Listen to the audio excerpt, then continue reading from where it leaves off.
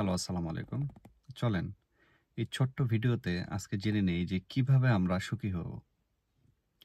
দেখেন আমরা সুস্থ থাকার পরেও, আমাদের অনেক কিছু থাকার পরেও আমরা কিন্তু কখনোই আল্লাহ তাআলার সন্তুষ্টি অর্জন করি না কিংবা আলহামদুলিল্লাহ বলি না। আমাদের চারিদিকে শুধু লাগবে, লাগবে, লাগবে, খাই, খাই, নাই, নাই এই অবস্থা। একবার চিন্তা করেন যে আপনার সবকিছু আছে।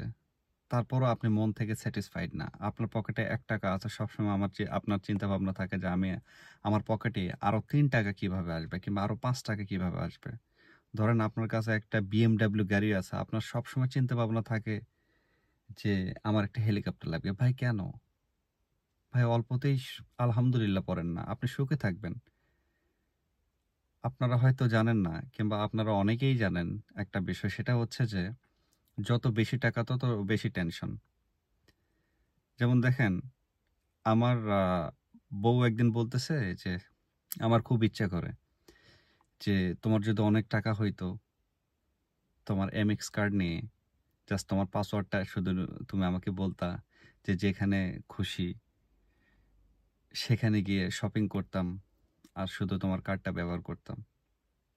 তো আমি আমার বউকে বললাম যে, "দেশের বাইরে আসার পর আমি এখন কত ঘন্টা ঘুমাই? তুমি আমাকে বলতে পারবা যে ২৪ ঘন্টার ভিতরে?" তা বলতেছে যে, "তুমি তো খুব একটা বেশি ঘুমানোর সময় পাও না। কারণ অফিসিয়াল জব নিয়ে তুমি ব্যস্ত থাকো। যে দেখা যাইতেছে যে ৭-৮ ঘন্টা কাজ করার পরেও তুমি আরো পার্ট টাইম কাজ করো। করার পরে দেখা যায় যে ঘুমানোর জন্য তুমি হয়তোবা ৫ থেকে ৬ ঘন্টা কিংবা ৭ ঘন্টা সময় পাও।" তো আমি বললাম, "এখন টাকা কত ইনকাম করি?" তা বলতেছে, "কত? ৩ থেকে ৪ লাখ টাকা।"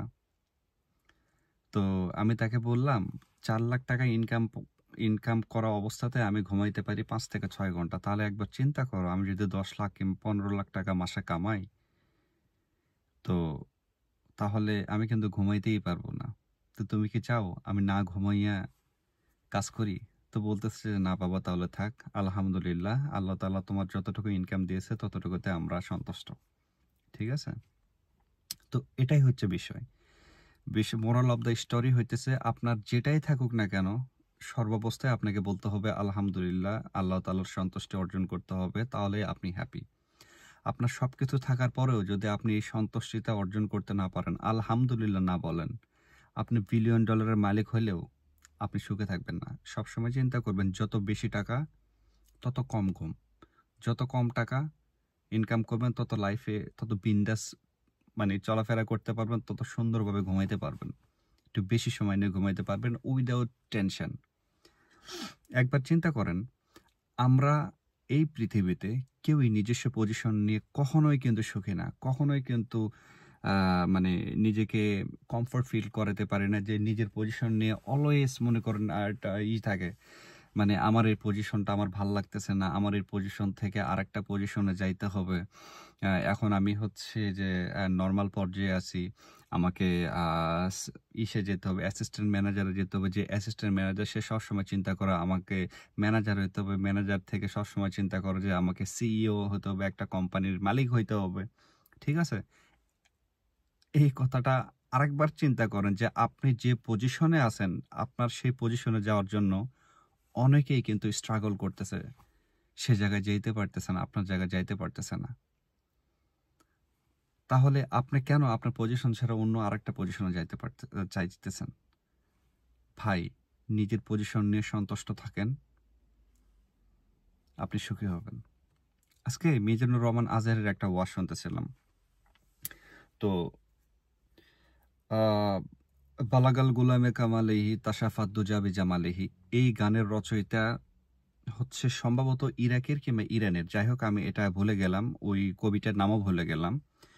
তো কবিটা ওই সময়ে খুবই প্রসিদ্ধ ছিল। তো কবিতার একটা ওই মানে ওই কবির খুবই আ ফেমাস একজন কবি ছিল তার আমলে। তো উনি যেহেতু ফেমাস, তো উনার পা ২ টাতে জুতা নেই। জুতা ছিঁড়ে গেছে। কিন্তু জুতা কেনার কোনো টাকা পাইতেছে না উনি। তো উনি নিজে বলতেছিল মনে, মনে যে, "হায়রে! আমি এত ফেমাস একজন মানুষ। আমার ২ টা পায়ে জুতা নেই। আমার জুতা ছিঁড়ে গেছে। আমি জুতা কিনতে পারতেছি না।" মানে অনেক কমপ্লেইন তার। তা আমার পায়ে জুতা নেই, আমার পা খালি। তো এটা ভাবতে, ভাবতে তিনি যখন রাস্তা দিয়ে যাইতেছিল হঠাৎ করে দেখলো যে একটা মানুষের ২ টা পাই নেই। তো উনি তখন আল্লাহর কাছে বলল যে, "আলহামদুলিল্লাহ আল্লাহ। আমার জুতা লাগবে না। আমার যে ২ টা পা আছে এটাতেই আমি সন্তুষ্ট।" তো সবসময় চিন্তা করবেন যে আপনার যেটা আছে আপনি ওটা নিয়েই সন্তুষ্ট থাকার চিন্তা করবেন। অমুকের ওইটা আছে, তমুকের ওইটা আছে, তমুকের ৫ তলা বিল্ডিং, আমার ভাঙা ঘর, অমুকের হচ্ছে ২০ টা গাড়ি, আমার হচ্ছে একটা সাইকেল। ভাই ডাজন্ট ম্যাটার। আপনি সুখী তো পৃথিবীতে আপনি সবকিছু করতে পারবেন। আপনার নিজস্ব পজিশন নিয়ে সবসময় সন্তুষ্ট থাকার চিন্তাভাবনা করেন। চেষ্টা করতে থাকেন, আল্লাহ তাআলা আপনাকে দিবে। কিন্তু অন্যের পজিশন নিয়ে কখনো জেলাস করবেন না। ঠিক আছে? সবাই ভালো থাকবেন, সুস্থ থাকবেন। এই ছোট্ট ভিডিওতে আপনাদেরকে বললাম যে কিভাবে আপনার সুখী হইতে পারবেন। এই পৃথিবীতে আপনার আশেপাশে অনেকেই এরকম অসুখী মানুষ আছে, অনেক কিছু থাকার পরেও তাদের। সো তাদেরকে এই ভিডিওটা মেনশন করুন। দেখা হবে নতুন কোনো ভিডিওতে। সবাই ভালো থাকবেন। আসসালামু আলাইকুম।